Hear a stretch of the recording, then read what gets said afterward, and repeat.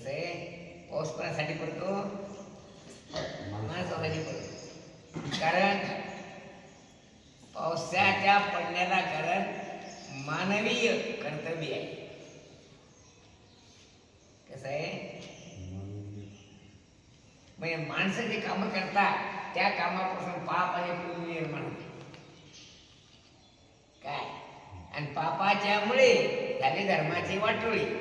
मेघ पडो भीती के सांडिये निक्षित असं आहे. म्हणजे मानवी कर्तव्याचा संबंध ईश्वरीय कर्तव्याशी आहे असा अर्थ होतो.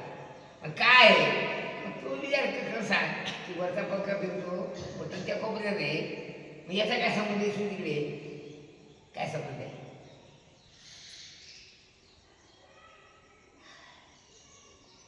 हा पंखा फिरतो का नाही?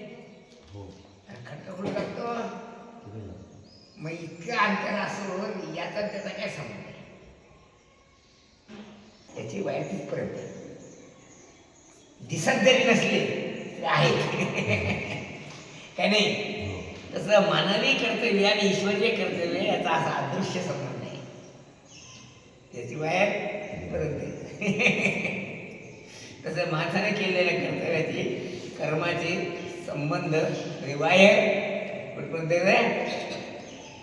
ईश्वरीय कर्तव्याशी. कसे ईश्वरी वृत्त म्हणजे सत्य. वृत्त म्हणजे काय? सत्य. ईश्वरीय सत्य 6 प्रकारचं आहे. कोणकोणतं? कोणकोणतं आहे? वर्षा, हेमंत, शिशिर, ग्रीष्म, वसंत,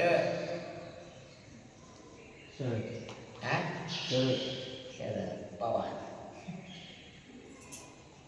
ईश्वरीय सत्य किती प्रकारचं आहे? 6. आणि मानवीय सत्य ते सुद्धा 2 प्रकारचे आहे. कोणतं? कोणतं? विहित वा निषिद्ध. जे करायला सांगितलं ते विहित, जे करू नको म्हणून सांगितलं ते निषिद्ध झालं. निषिद्ध कर्म केलं तर ईश्वरीय ऋतू बदलतात, आणि विहित कर्म केलं तर ईश्वरीय ऋतू व्यवस्थित होतात. म्हणून आम्ही म्हणतो, काय म्हणतो? मानवाच्यासाठी कारण मानवाचा आणि ईश्वराचा असा संबंध आहे. पशुधिकाचा काय संबंध नाही. पशुधिक त्याला कर्तृत्वच नाही. माणसं जबरदस्तीला टेलिफोन करून घेतात. जबरदस्तीने करून घेतलेलं कार्य त्याने केलं असं होत नाही, उलट त्याला जबरदस्ती केली त्याचंच कर्तव्य समजलं जातं. काय नाही? काय समजा खंड्याला रागा मला आपला नेहमी होता खायचंच काही नाही, खायला आता खायचंच नाही. खायचंच नाही तर काय होईल? काय होईल?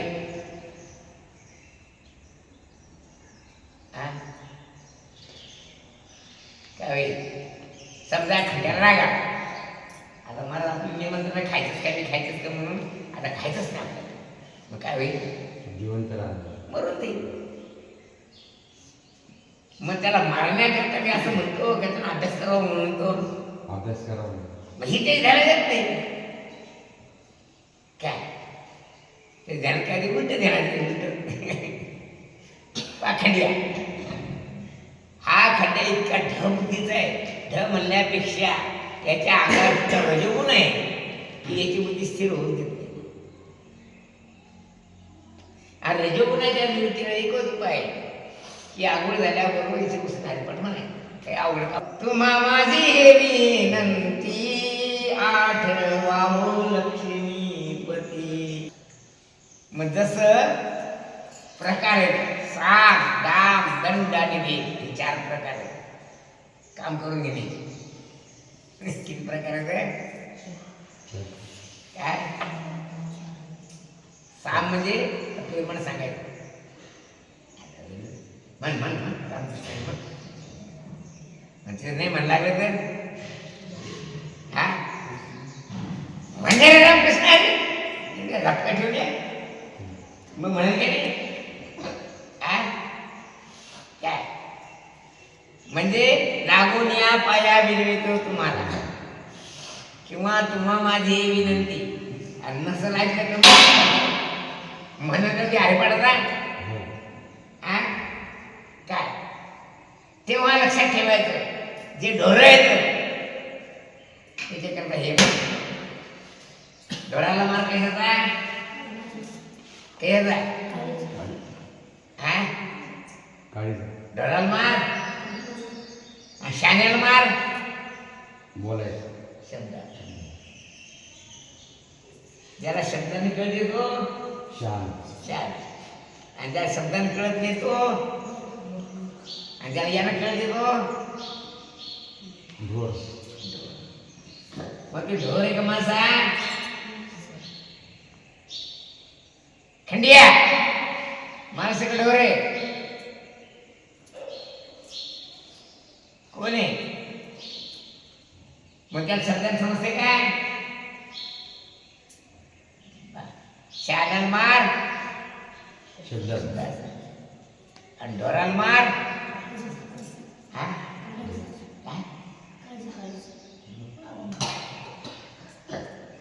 आता पहा ढोराचं कसं असतं त्याला काळीला हाणलं की ते पळते आणि आग शांत झाली की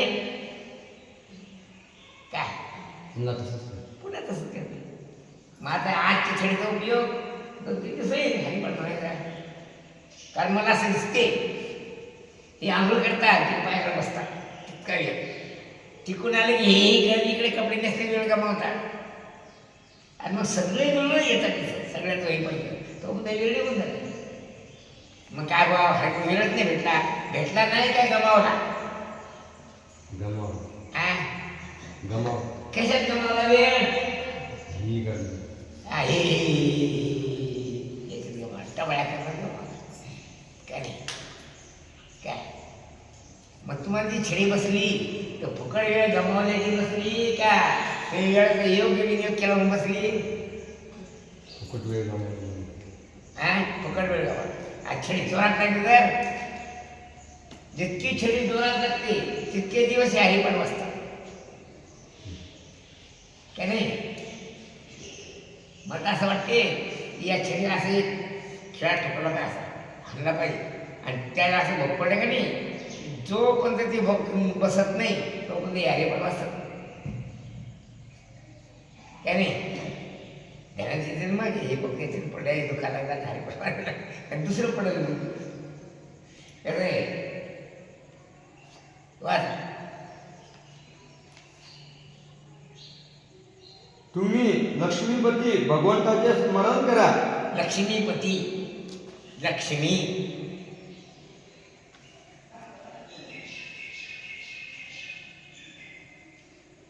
लक्ष्मी किती आहे ना धनलक्ष्मी ऐश्वर्य लक्ष्मी वैभव लक्ष्मी किती लक्ष्मी आहे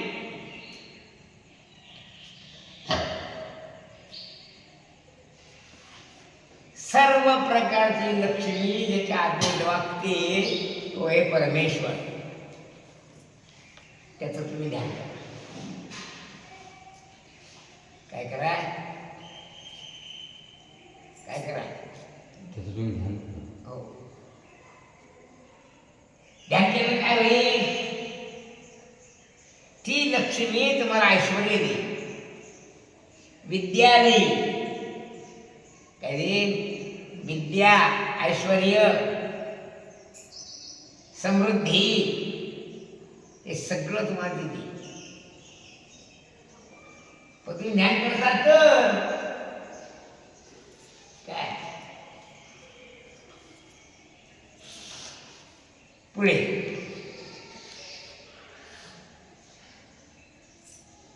त्याची आठवण करा. आठवण म्हणजे स्मरण स्मरण म्हणजे स्मृती यथार्थ स्मृती काय म्हणतात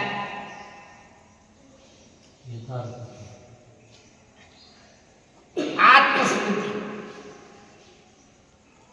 ज्याला आत्मस्मृती प्राप्त झाली तो अनात्म्याला विसरतो. आत्मवेदम सर्वम हे त्याच्या ध्यानात येते. इदम सर्वम ब्रह्मैव असं त्याला समजते. कोणाला समजते? ज्याला आत्मस्मृती होती. जे भगवंताचं ध्यान करतो, भगवंताची उपासना करतो, भगवंताचं स्मरण करतो, त्याला जगताचं विषयाचं विस्मरण होते. तुकारामाचा बघ, विषयी विसर पडिला निशेष, अंगी ब्रह्मरस ठसावला. वा, तुकाराम म्हणता बघ, काय विषयाचं विसर स्वरूप स्मरण म्हणजे काय?